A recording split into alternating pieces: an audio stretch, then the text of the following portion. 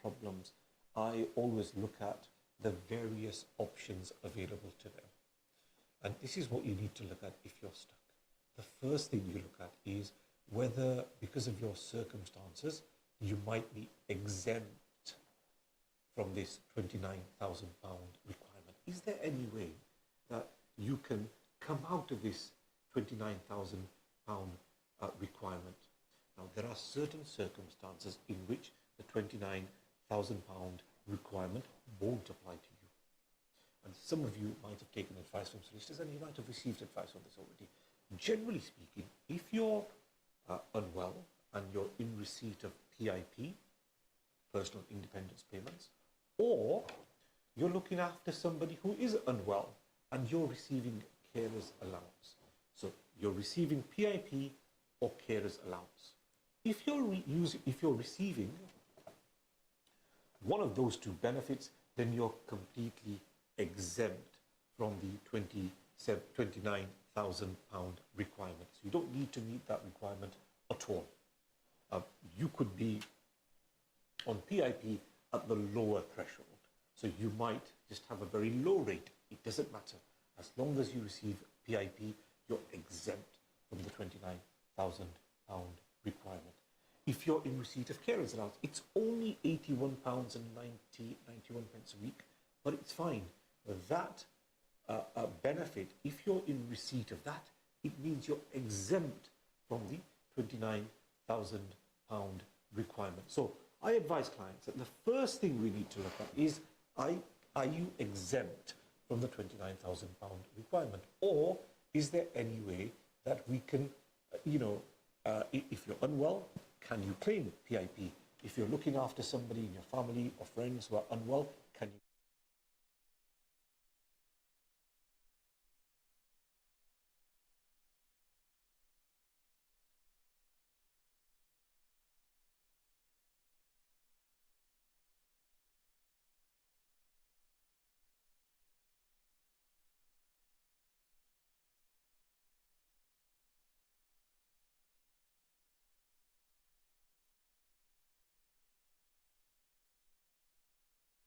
Won't be enough.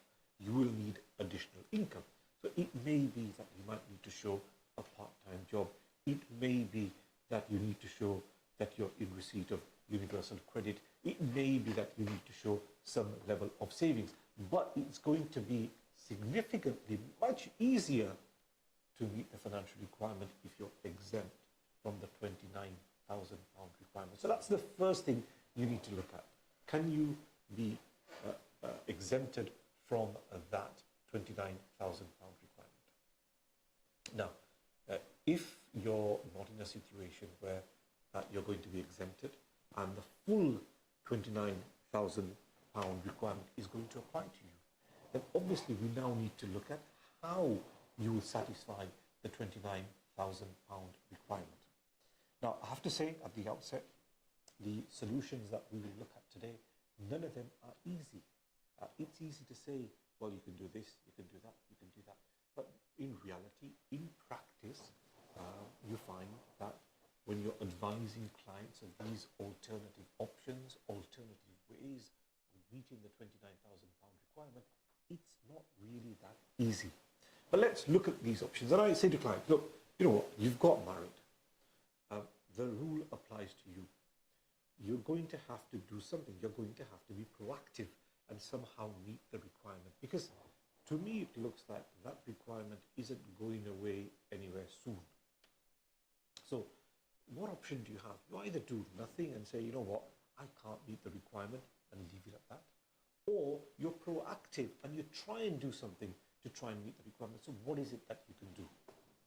Well, obviously, the simple solution would be that you're able to earn that amount of money over a period of 6 months. So if it's £29,000, half of that would be £14,500. So can you earn that money within 6 months? If you can, fantastic.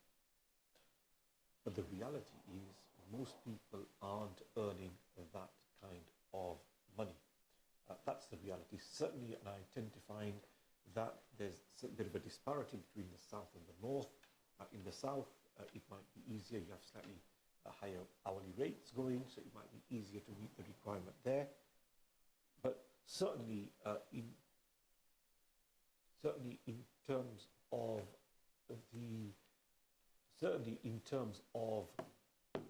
up north, it's certainly more difficult to meet the financial requirement.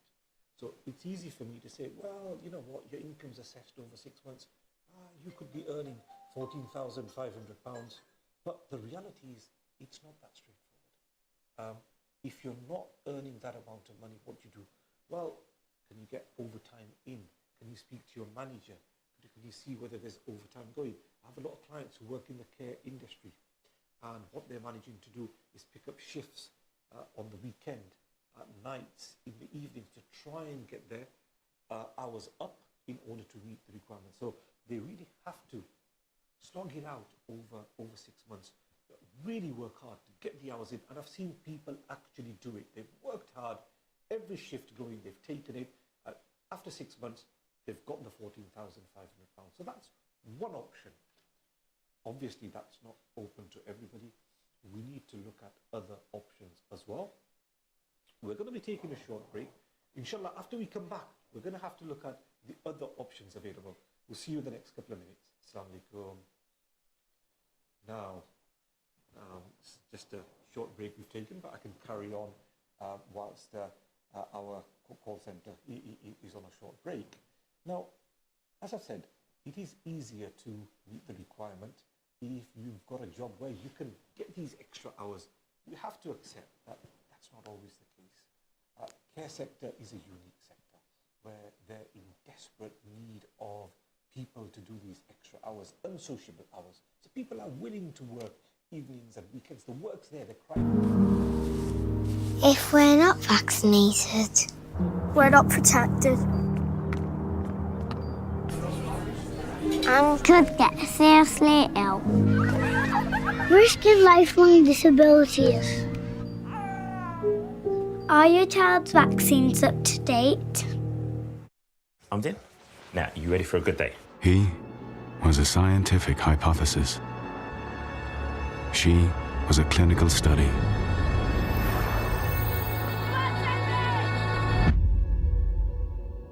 And the future breakthrough that could cure her is closer than ever.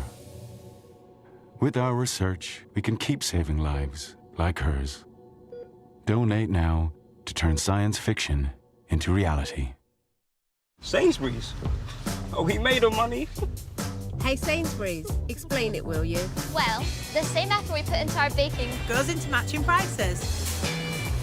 Remarkable. We've actually come in under budget. Get it now? Already got it. Sainsbury's. Good food for all of us.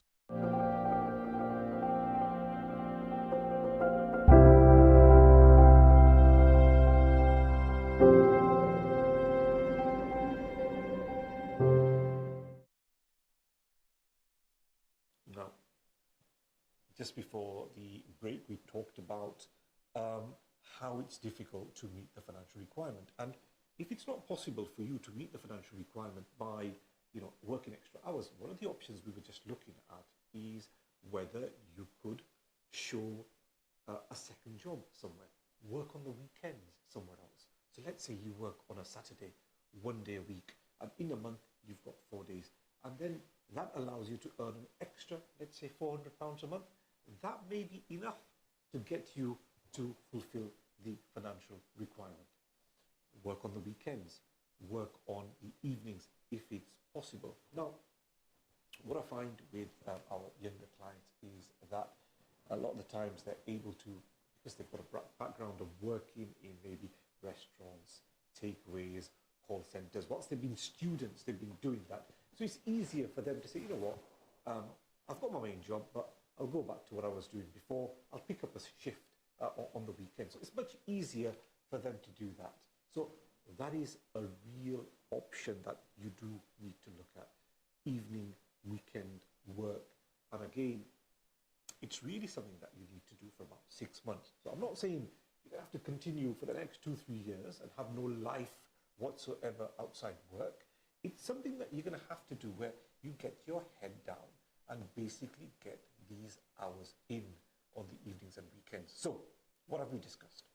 We've said if it's a job where you can get extra hours, get the extra hours, get them in, and reach that £29,000 requirement. If not, try and look for a job elsewhere that, along with your main job, your second job, you can get your income up to £29,000.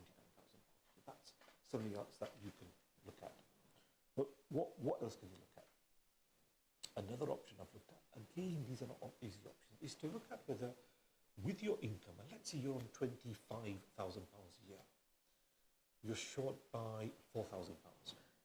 Can you show savings which will meet that shortfall? So your savings could be, it's not 4,000, if your shortfall is £4,000, it doesn't mean you just need savings of £4,000. There's a formula that they apply. If I give you an idea, roughly to meet the £4,000 shortfall, you need savings of around £26,000. Not easy, but it could be. You've recently got married and you've received gifts from family, and that's helped you along with your own savings. It's helped you accumulate your savings, and you've managed to get your savings up to that £26,000 in our example. So let's say you are able to get savings together through gifts from family. Then you could use your income from your employment along with your savings in order to meet the financial requirements. So that's one option that you've got, savings. And what I tend to find is if we were looking at savings in the region of £40,000-50,000, that's difficult to get together. But if it's a slightly lower sum, we're looking at savings of 20, 25 or mid to late 20s. It is normally possible for people to collate that and get that into their own bank account and rely on that along with their employment income. So that's a possibility as well, to look at your employment income and your savings. So that's a possibility as well. Now, what else can we do in order to meet the financial requirement? This is something that people don't look at normally, but I think it's not a difficult option to go with, and that is to show self-employment income along with your employment income, and it's worked for people that we've done this for. So let's say, as an example, you've got your main job and you're earning £20,000 a year. Now, along with that, you've got a second job where you are self-employed. Now, that could be anything. You could be teaching children. You could be doing hair and beauty. You could be doing security work. But what you've got is self-employment income along with your employment income. So you can potentially combine both for it to get to £29,000 a year. Now, what we'll look at is, if you go for that option, what kind of time frame over which do you need to earn £29,000 a year? So what the law says is that if you're self-employed, you need to look at your income from April to April. So if we're looking at where we are now and somebody started self-employment now, we need to look at income from April 2024 to April 2025, our UK financial year. So once you bring self-employment income in, that's the period that you look at from April to April. And do you meet the requirement in that period? So you look at your employment income at that time. How much are you earning from your employment? And in that period, not outside the period, in that period, from your self-employment, how much have you actually earned in that period? So when you combine both, you have to reach £29,000. So as an example, you're employed April to April. April 24 to April 25. From your job, you've earned £20,000. Your shortfall is then £9,000. So if you've then undertaken self-employment, let's say you're a part-time teacher, you help children with their GCSEs and A-levels, and from that, you've made a profit. In our example, from April 24 to April 25, you've made a profit of £9,000. You can combine both. You can combine your employment income of £20,000 and your self-employment income of £9,000. When you combine both, you get £29,000 a year. So potentially, you could rely on both sets of income and meet the financial requirement.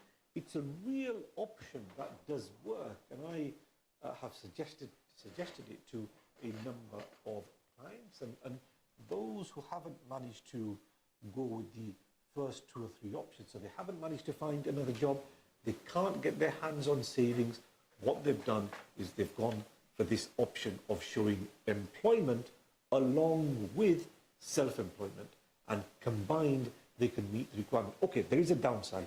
It means you have to wait until the end of the financial year. So in our example, if somebody started self-employment, they're going to have to wait until April 2025. But it's not that bad an option. As I said at the outset, you've got to do something. You sit back and say, oh, the options are too difficult, I can't meet the financial requirement. But you've got married now. Obviously, you want to live together. You want to sponsor your partner to come to the United Kingdom. You have to be proactive and do something. And this is a real viable option. Let's just look at this option a little further.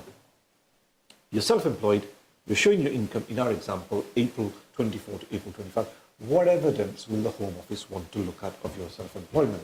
Now, certain pieces of evidence that they now ask for, the main thing is they will want to look at your bank statements to see receipt of that self-employment income. So what you can't do is wait till April 25, have no money from your self-employment coming into your bank account, and then say, well, actually, I've made a profit of £10,000 from my self-employment. The Home Office will want to see, let's look at your bank statements. Where's your self-employment income coming?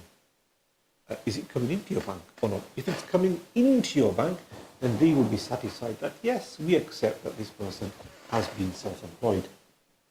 So it could be that from your self-employment income, you receive, let's say, about £1,000 a month.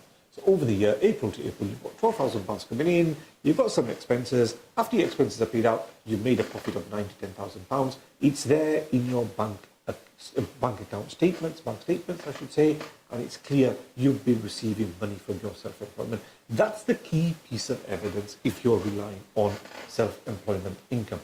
Now, along with that, the Home Office will want to see your accountant to have produced your accounts, your tax return, your SA 302. Your accountant can sort all those matters out.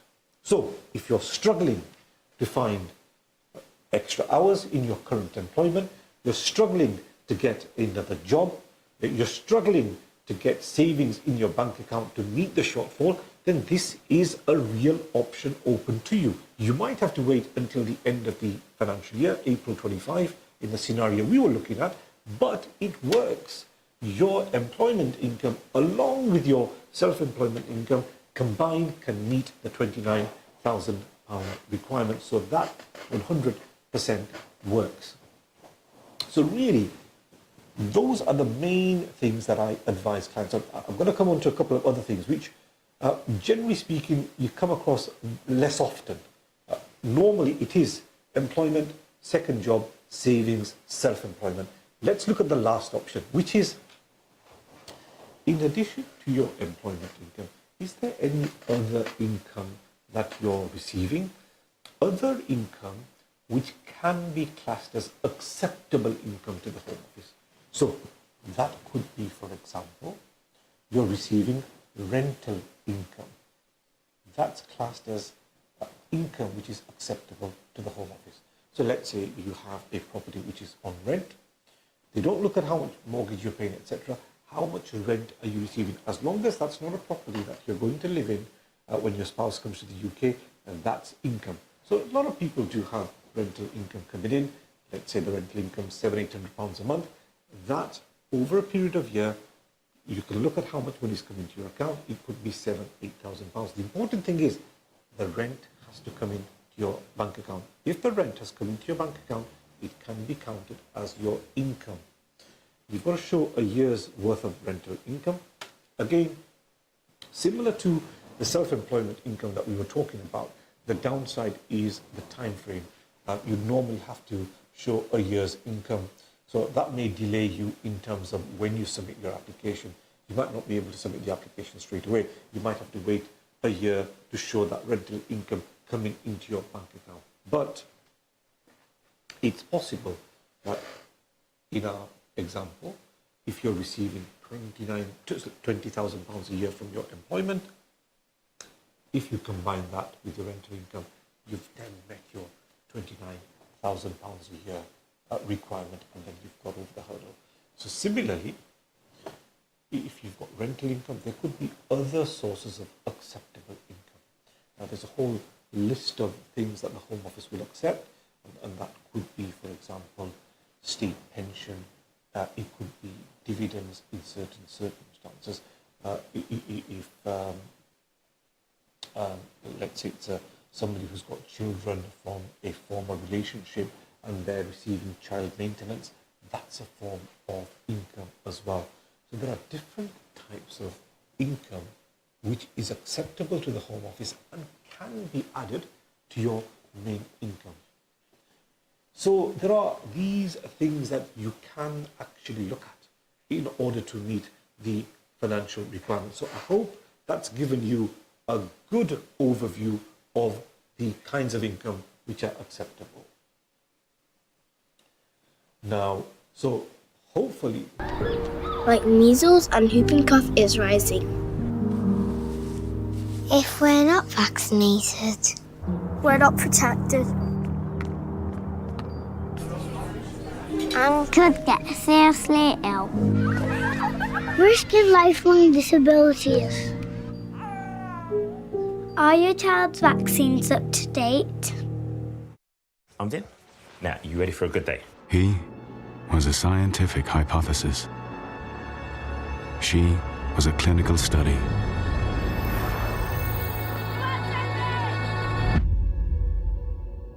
And the future breakthrough that could cure her is closer than ever. With our research, we can keep saving lives like hers. Donate now to turn science fiction into reality. Sainsbury's? Oh, we made her money. Hey Sainsbury's, explain it, will you? Well, the same effort we put into our baking Goes into matching prices. Remarkable. We've actually come in under budget. Get it now? Already got it. Sainsbury's. Good food for all of us.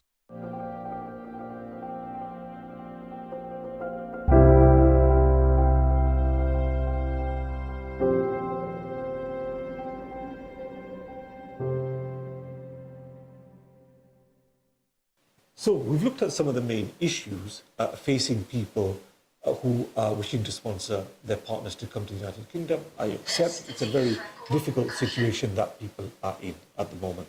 Now, apart from the finances, to be quite honest, most of the other requirements have actually remained the same.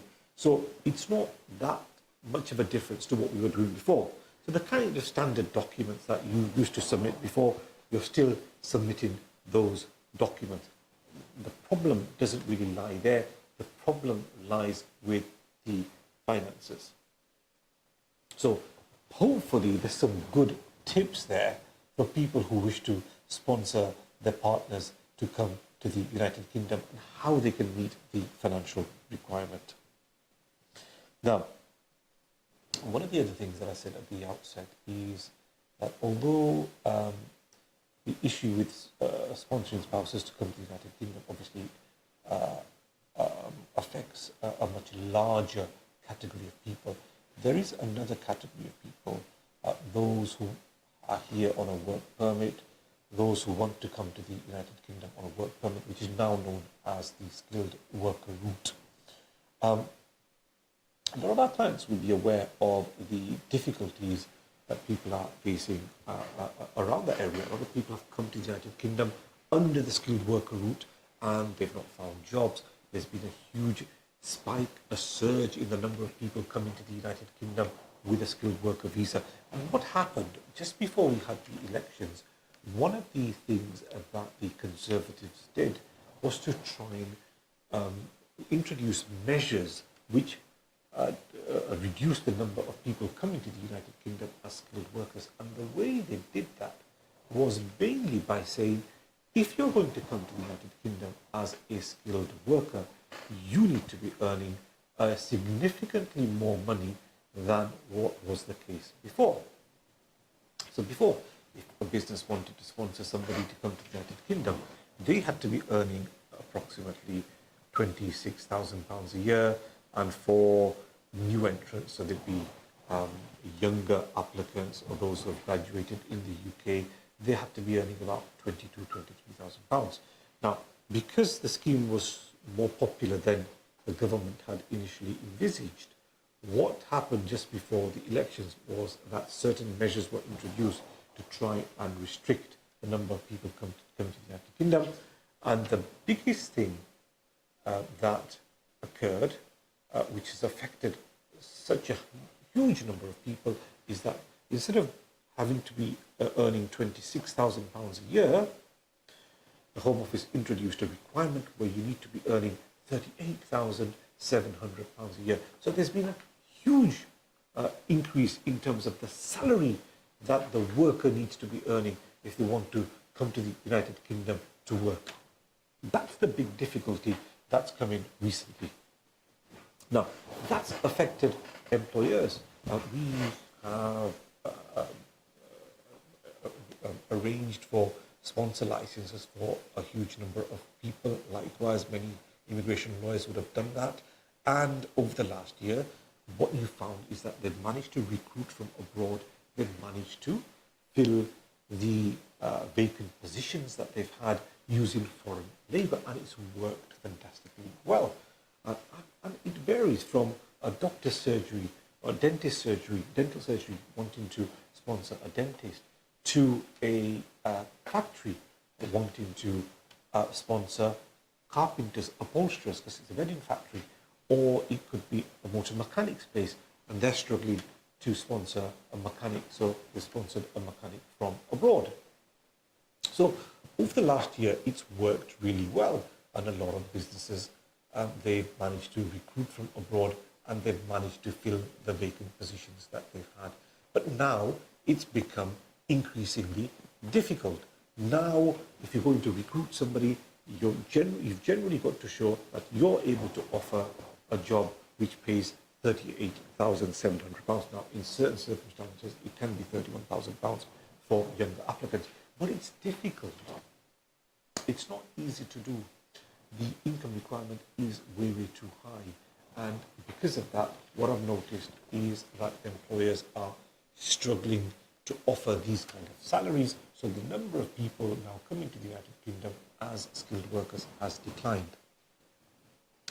There is another far bigger problem at the moment with the skilled worker route, which is really about those who have already come to the United Kingdom. So they're here at the moment, but they don't have work.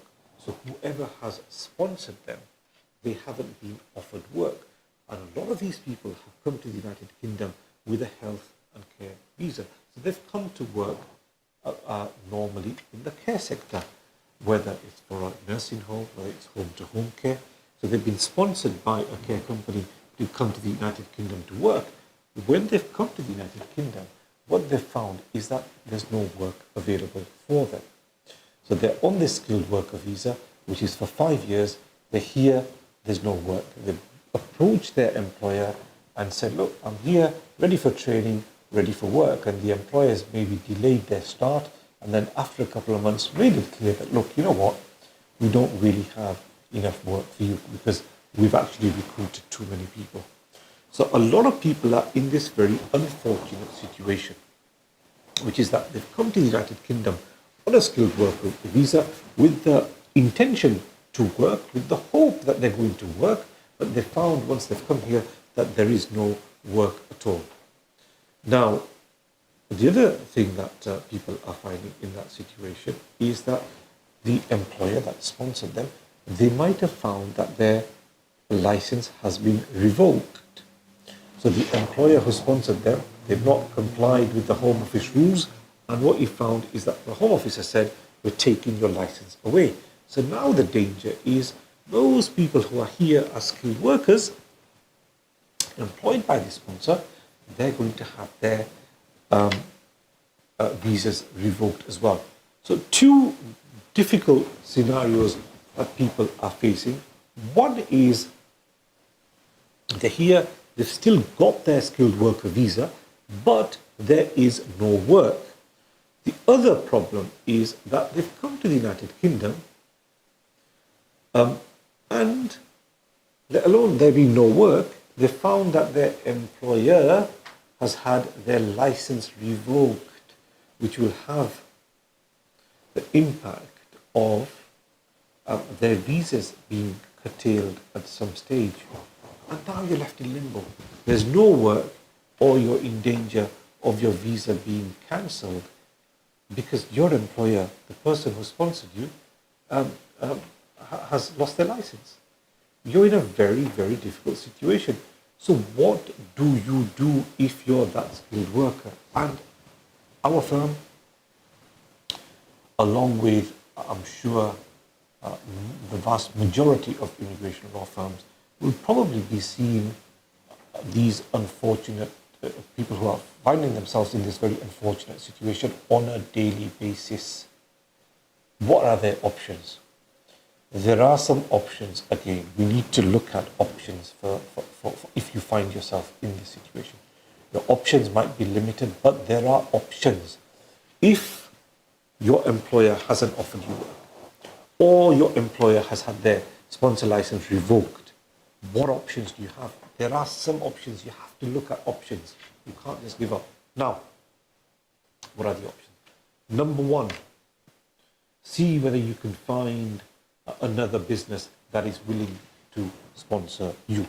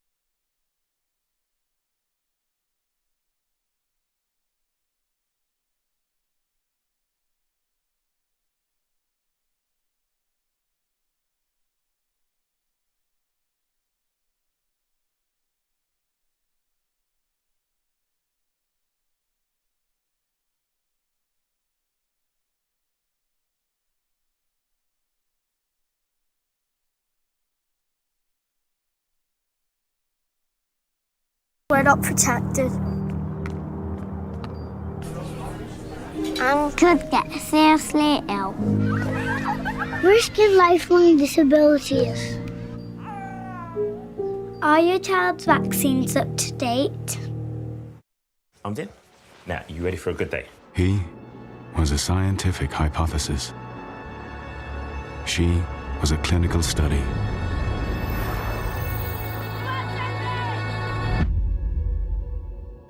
And the future breakthrough that could cure her is closer than ever. With our research, we can keep saving lives like hers. Donate now to turn science fiction into reality. Sainsbury's? Oh, he made her money. Hey Sainsbury's, explain it, will you? Well, the same effort we put into our baking Goes into matching prices. Remarkable. We've actually come in under budget. Get it now? Already got it. Sainsbury's. Good food for all of us.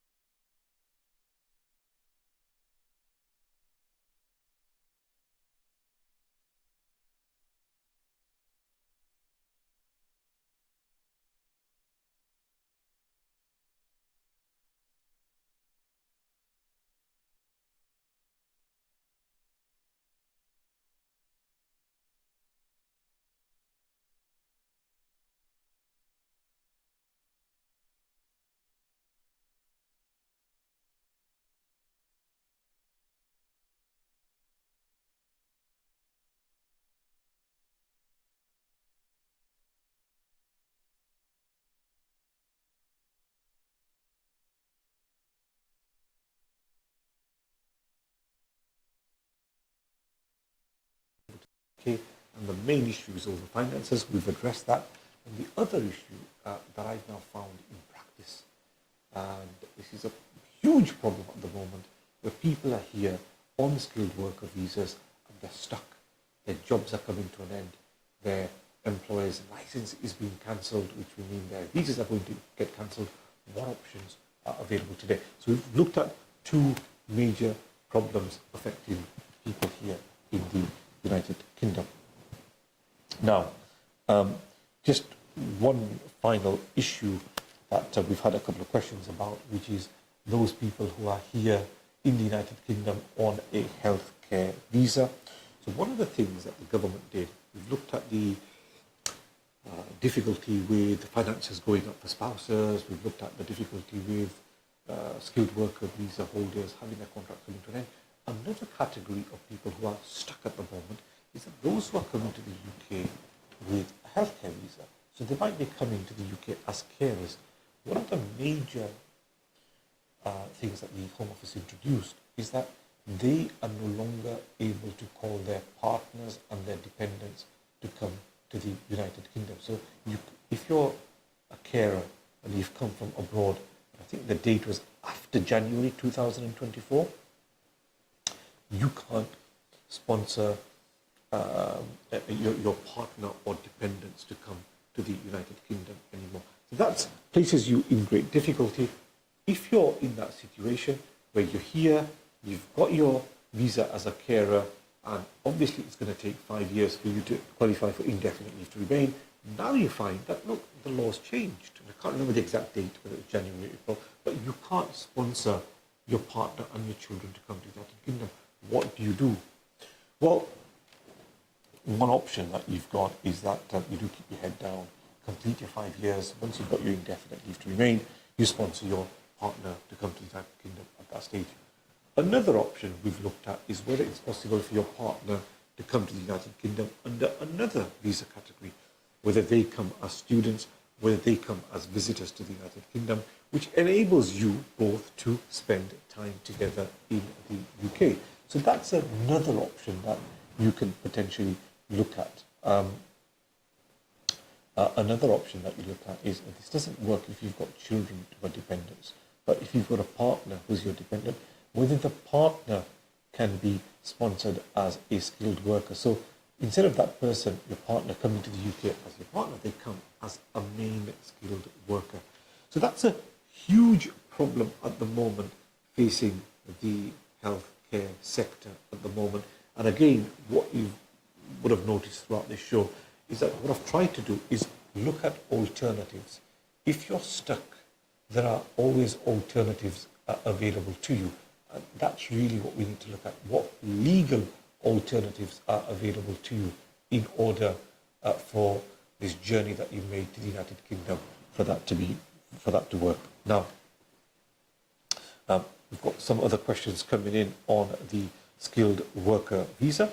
Just on the skilled worker visa, one of the issues relating to the general skilled worker scheme, not the health care scheme, is in relation to sponsors who lose their license.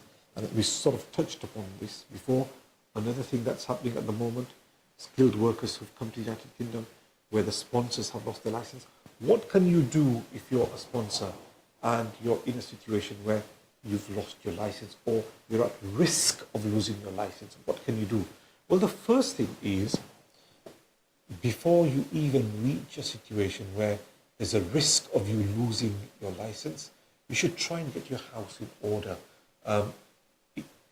Human resources professionals or immigration lawyers will be able to guide you in terms of what you need to do in order to preserve your license so it doesn't negatively affect your employees. So prevention is the best thing. That's the first thing that you need to look at. How can you prevent your license being suspended or revoked? So we've got loads of employers at the moment going through that process of their licenses being suspended or revoked. You need to be proactive. Take action to ensure that your house is in order. There are a lot of simple things that can be done to ensure that if you receive a compliance visit from the Home Office, your house is in order and that it can get through that compliance visit with flying colours. So that's the first thing. You need to get your house in order. Now, if you're unlucky and you find that, that the Home Office has come in, they're asking for a lot of documents, or they are threatening to suspend you, then, get advice from a lawyer who can advise you in terms of what you can do. Tell your employees about what's going on. Keep people informed of what's going on. So today what I've tried to do is touch upon the themes running through the immigration system, which are causing real problems to people in the UK, and we've tried to look at solutions for those people. I hope that's been useful for you. Inshallah, we'll be back next week at the same time. Until then, Assalamu alaikum. And we'll still carry on because we have some viewers who are still watching us. What I've tried to do today is... Hey Sainsbury's, explain it, will you? Well, the same effort we put into our baking Goes into matching prices. Remarkable. We've actually come in under budget. Get it now? Already got it. Sainsbury's. Good food for all of us. Our generation's risk of illnesses, like measles and whooping cough, is rising. If we're not vaccinated, we're not protected. And could get seriously ill, risking lifelong disabilities. Are your child's vaccines up to date? I'm in. Now, you ready for a good day? He was a scientific hypothesis. She was a clinical study.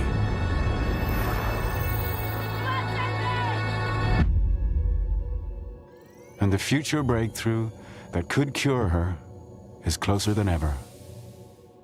With our research, we can keep saving lives like hers. Donate now to turn science fiction into reality. Sainsbury's? Are we made of money? Hey Sainsbury's, explain it, will you?